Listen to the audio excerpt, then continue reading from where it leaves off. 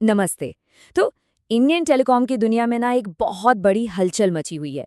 एक ऐसी खबर जो न सिर्फ मार्केट को बल्कि हो सकता है कि हमारे मोबाइल नेटवर्क को भी पूरी तरह से बदल दे। सवाल बहुत सीधा है, लेकिन है बहुत बड़ा। क्या सरकारी कंपनी बीएसएनएल और प्राइवेट सेक्टर की वोडाफोन आइडिया, जिसे हम वी कहते हैं, उनका मर्जर होने जा रहा है?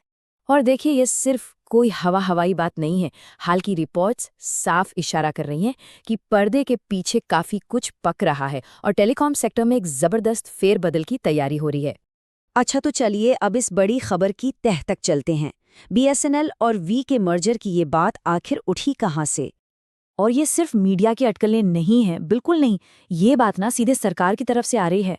दूरसंचार विभाग यानी डीओटी ने खुद एक पार्लियामेंट्री कमेटी को बताया है कि मार्केट के जो बड़े प्लेयर्स हैं उनसे टक्कर लेने के लिए ये बातचीत चल रही है।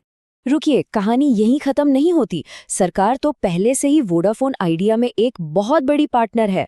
इस चार्ट को देखिए, करीब करीब 49% हिस्सेदारी भारत सरकार की है। मतलब वीआई में सबसे बड़ी सिंगल शेयर होल्डर सरकार ही है। तो सरकार का इस खेल में पहले से ही एक बड़ा रोल है। तो सवाल ये उठता है कि भाई, इस मर्जर की नौबत ही क्यों आई? इसका जवाब छुपा है इंडियन टेलीकॉम मार्केट की आज की हालत में। देखिए, आज के टाइम में इंडियन टेलीकॉम मार्केट मतलब एक तरह से दो घोड़ों की रेस बन गई है। एक तरफ जियो है और दूसरी तरफ एयरटेल। इन दोनों ने मार्केट पर ऐसा दबदबा बनाया है कि बाकी कंपनियों के लिए सांस लेना भी मुश्किल हो गया है।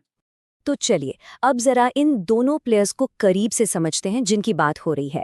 बीएसएनएल के पास सरकार का सपोर्ट है, जो कि एक बड़ी ताकत है, लेकिन साथ ही कर्मचारियों के मुद्दे हैं। 5G की रेस में भी वो थोड़े पीछे हैं। वहीं वीआई के पास एक बहुत बड़ा कस्टमर बेस है, पर उन्हें नेटवर्क फैलाने के लिए भारी भरकम इन्वेस्टमेंट की सख्त जरूरत है। तो सबसे पहले बात करते हैं बीएसएनएल की। वो भविष्य को लेकर, खासकर 5G को लेकर क्या कर रहे हैं। अच्छा, बीएसएनएल की तरफ से काफी पॉजिटिव खबर आई है। कंपनी के सीएमडी रॉबर्ट रवि ने ऐलान किया है कि अगले 6 महीनों के अंदर दिल्ली में 5G का सॉफ्ट लॉन्च किया जाएगा। सॉफ्ट लॉन्च मतलब छोटे लेवल पर शुरुआत करके सब कुछ टेस्ट किया जाएगा। ये बीएसएनएल के फ्यूचर प्लान्स को दिखाता है। लेकिन एक मिनट, जो अच्छी खबरें बाहर से आ रही है ना, वो पूरी कहानी नहीं है। कंपनी के अंदर मामला थोड़ा, कह सकते हैं, कॉम्प्लिकेटेड है। मतलब एक तरफ तो 5G लॉन्च की तैयारी चल रही है और दूसरी तरफ कंपनी के अंदर ही कर्मचारी आंदोलन कर रहे हैं। अभी हाल ही में 23 मार्च को बीएसएनएल के एम्प्लॉय यूनियंस ने पूरे देश में धरना दिया। उनकी मेन डिमांड है कि जो सैलरी हाइक लंबे समय से रुकी हुई है, जिसे थर्ड पे रिवीजन कमीशन या पीआरसी कहते हैं, उसे लागू किया जाए। ठीक है, अब सिक्के का दूसरा पहलू देखते हैं। वोडाफोन आइडिया यानी वीआई। इनके लिए तो ये समझ लीजिए करो या मरो वाली लड़ाई है। मार्केट में टिके रहने की जंग। 60,000 करोड़ रुपए, ये रकम बहुत बड़ी है। वीआई को मार्केट में टिके रहने और अपने 5G नेटवर्क को पूरे देश में फैलाने के लिए लगभग इतनी ही बड़ी पूंजी चाहिए। तो वीआई का रिवाइवल प्लान क्या है? इसे ना 3 आसान स्टेप्स में समझ सकते हैं। पहला कदम, इन्वेस्टर्स से मिलना, जो उन्होंने हाल ही में सिंगापुर और हांगकांग में किया भी है। दूसरा स्टेप, इन मीटिंग से जरूरी पैसा जुटाना। और तीसरा और सबसे जरूरी स्टेप, उस पैसे से अपने 4G और 5G नेटवर्क को और भी मजबूत करना। पैसा जुटाने का एक और तरीका क्या होता है? अपने प्लान्स के दाम बढ़ा दो। और वी ने ठीक यही किया है। इसी साल की शुरुआत में उन्होंने अपने एंट्री लेवल 5G प्लान्स को महंगा कर दिया।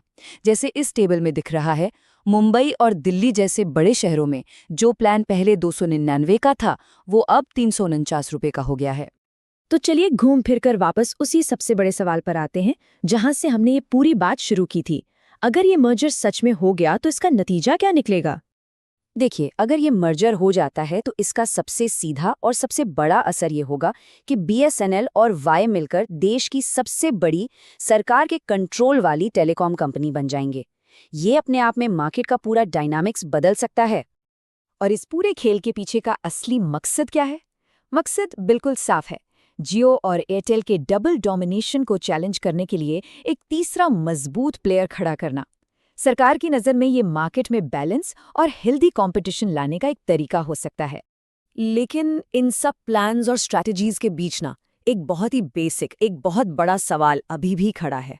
और वो बड़ा सवाल ये है कि क्या दो कंपनियां जो खुद ही मुश्किलों से जूझ रही हैं, उन्हें जोड़कर एक कामयाब और फायदेमंद कंपनी बनाई जा सकती है, या फिर ये एक और बड़ी मुश्किल की शुरुआत होगी?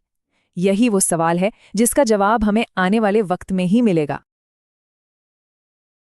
हमारी चैनल को लाइक, शेयर, सब्सक्राइब करें।